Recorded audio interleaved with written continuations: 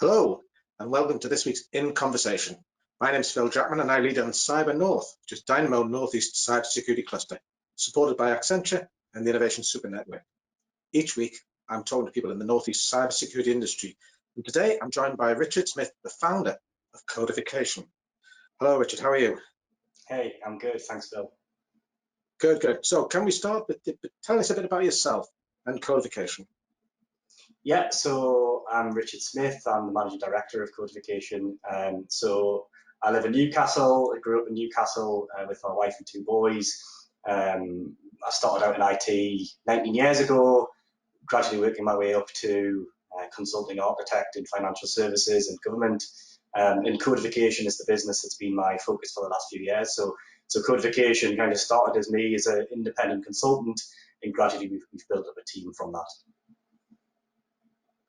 So, what services or products and services does Codification provide? So yeah, as I say, the business has grown up out of work that I've done myself. So there's been very little marketing. We don't really have much brand awareness, but we're effectively a team of software engineers and architects, and our main line of work is helping companies adopt cloud computing, essentially. Think about security aspects of adopting cloud. So Codification services are mostly around organizations that have legacy apps. So legacy apps build up in larger enterprises over the decades, and they eventually become expensive and difficult to manage and difficult to support. So Codification introduces tools and methodologies that speed up the adoption of new architectures, reduce costs, and the name Codification comes from the fact that we codify security and compliance into automation pipelines. So even though we're all about agile methodology and that sort of thing, security is a very important part, and there's ways to automate security. So we're very focused on that. So essentially, Phil, we help businesses do more with less, faster, with their old software systems. Excellent. And so, how's the business been during this difficult times of COVID? Yeah, it's been interesting. So all of our delivery work is pretty much remote anyway. So we were a business that's grown up as a distributed team. We've had projects in Amsterdam, projects in North America. So we do kind of small fixed outcome work. So we're used to ourselves being a distributed team. We've got guys in London. We've had a guy working in Wales for a few months. So we are quite spread out. So it hasn't affected us in terms of operating model. In terms of workflow, yeah, we did get projects that got cancelled back in March, but we're starting to see that pick up now. So actually, some organisations that we work with have benefited from the situation, and projects have accelerated. So it's been a real mixed bag. Okay, so that's encouraging that you've got stuff starting to come back. So how do you advertise, or how do you market yourself? Because you're a company that, to be honest, I only heard of a few months ago. Yeah, so it's brand new. So other than the Dynamo relationship and the work that we've done through partners, so we've got a couple of partners in London that we do like workshops and stuff down there. So we've really just focused on the techie community. So anyone kind of outside of that London DevOps community and the few bits that we've done with Dynamo in the Northeast probably hasn't heard of us. So we do no marketing at all. It's something we're starting to pay more attention to now as we grow, but up until now, we've basically done none of that. So it doesn't really surprise me that you haven't seen us around. Well, I hope this little interview helps in some sort of way. But okay, so I think you're based at the core, yeah, right in the centre of Newcastle. I mean, that's an exciting place to be. But I guess, as you've said, you've been working from home throughout this process. Do you think location matters anymore? I think there's a culture, isn't there, in the UK and probably Europe as well, and maybe globally, of pre-sales meetings happening in person. When you don't have that rapport with someone. And my own preference is to have face-to-face with a client that I don't know that well. So I still feel like there'll be pre-sales will be necessary to go and meet clients.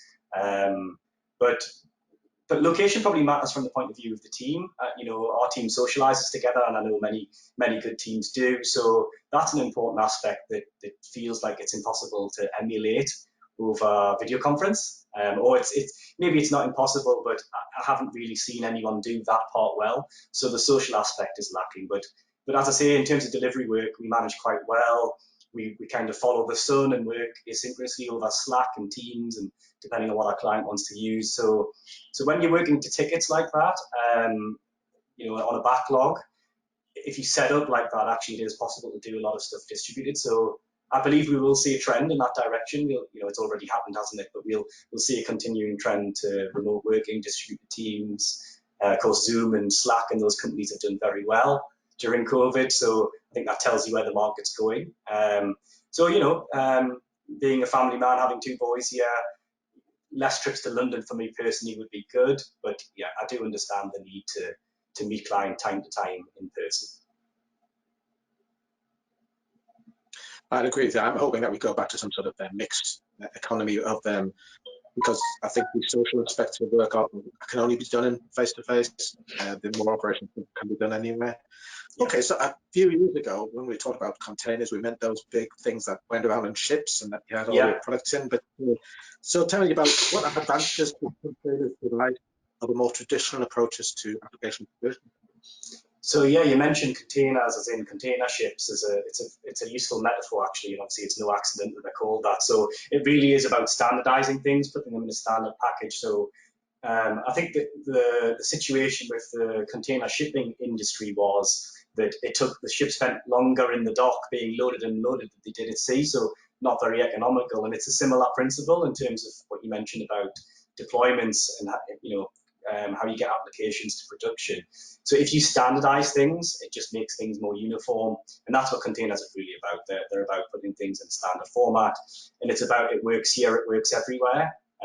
So they're a mechanism that makes portability possible. So traditional apps are often monolithic and they're stuck on premise with lots of dependencies. So if we want to go to cloud, containers is a good way to get there, containerizing our application and then moving it to cloud. But also containers are about portability between environments. So the typical dev, test, production, moving between environments like that. So containers also enable us to be portable between environments as well as between on-premise and cloud.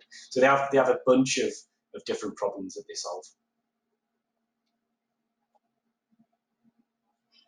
And does it allow you to segment your estate into, so that when you come to making replacement decisions, it's much easier to solve those?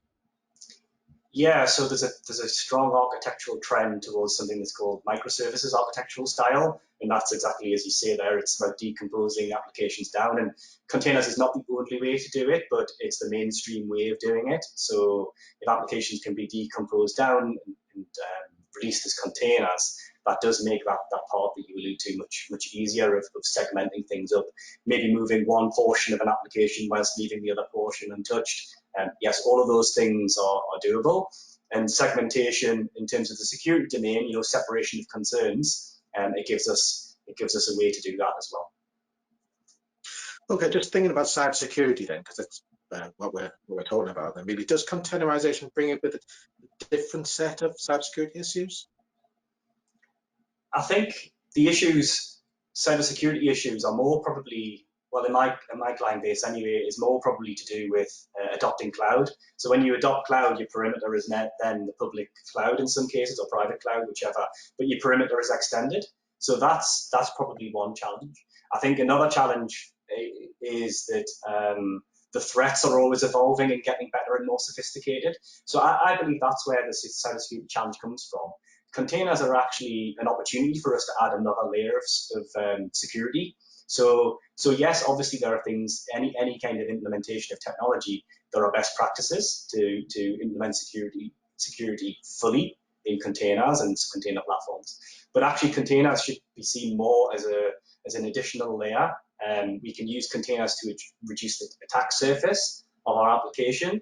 And so we can build a container so that it only exposes the minimum number of binaries, of things that can be leveraged, basically. Operating system is cut out. So if an attacker breaks in, there's a minimal number of things that they can do. So a container is a way to reduce attack surface, and there's other opportunities, a little bit more complex maybe to get into quickly, but there's mechanisms within a container platform to do signing and scanning and secrets management, all of which improve cybersecurity. So in many ways, it would seem that containers actually can enable higher degree of cybersecurity than a traditional format. So how do you go about ensuring that that high degree of security is built into the process? So that's part of what codification does. Hence the name. We figure out how that you get security and compliance more generally into automated pipelines. So the most famous known one in DevOps is CI/CD pipelines. But any form of automated delivery to production. That's what we're all about, is giving that guidance. There are products, of course, that allow the automation of scanning and detection and intrusion detection and repair. Self-healing is also a concept that's closely coupled with what we're talking about. So there are tools, technologies, platforms, and there are approaches, professional service approaches that you can learn. And also we help customers make trade-offs. So at some level, it becomes a trade-off thing. Like another trend that is common is site reliability engineering. So we want to make systems more reliable, and of course, reliability trades off with security. If we make more of something, then we have a larger attack surface. So a container is a good way to intersect those things. But I should say, we're not all about containers. There's other implementation types like serverless, which are becoming increasingly popular. But containers is just an easy jumping off point for a more traditional business that hasn't heard of any of these concepts before, is not familiar with what DevOps is. But containers are really a way to repave and replace your estate. So that's an important concept in cybersecurity.